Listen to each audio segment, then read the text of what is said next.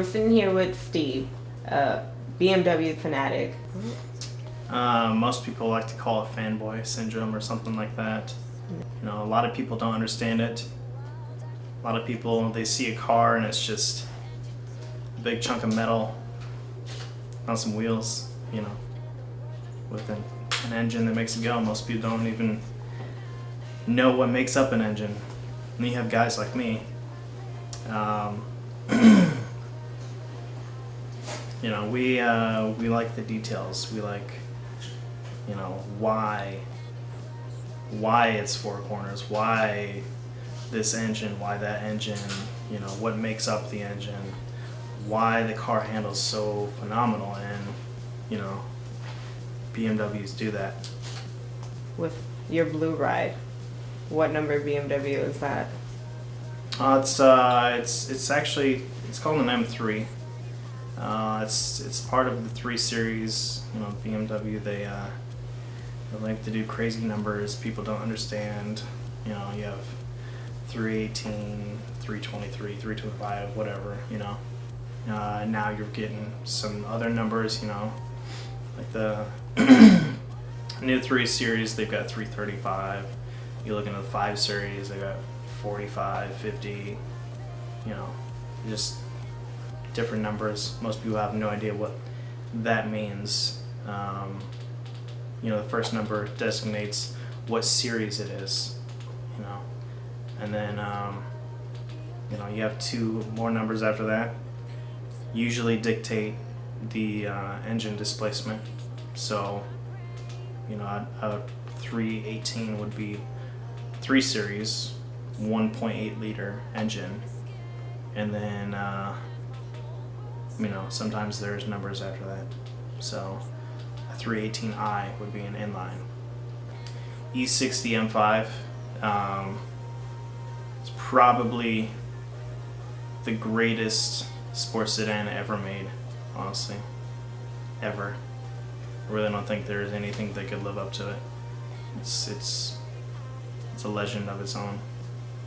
My first car, like ownership wise, it was a 2003 BMW 325i, and I was down there in a matter of hours, and you know, I had cleaned my car up, and you know, was like, hey, here's the keys, here's everything, you guys take it.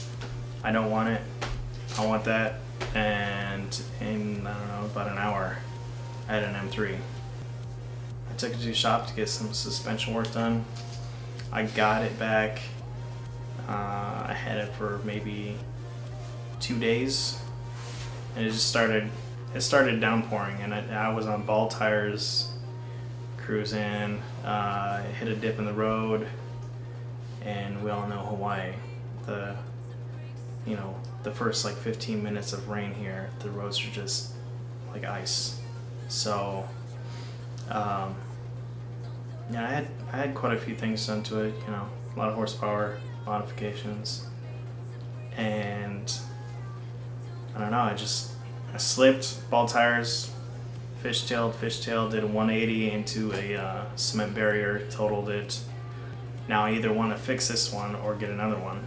Like, I have to have an M3. Once you drive one, you just don't even understand, you know. They take you over. I was pissed. About 3 days later, my buddy, you know, said, hey, I got a surprise for you. He came, he picked me up, took me to the dealership, and what do you know, there was a Laguna Seca Blue convertible M3 right there he found for me. So he found it on one of the other islands and shipped it over. So you show up to this car dealer, and there sits 3 days later a new BMW. Just totaled the other one. From my understanding, BMWs are not the cheapest cars. They're more on the higher end. How did you go about going from a totaled car to 3 days having another one? Where did you start? It just depends on which one you get. BMWs are like Legos, really. You can take an engine from this car and put it in this car. That's the thing. You know? you want to own quality and you want to own performance, right? You can get that in just about any BMW.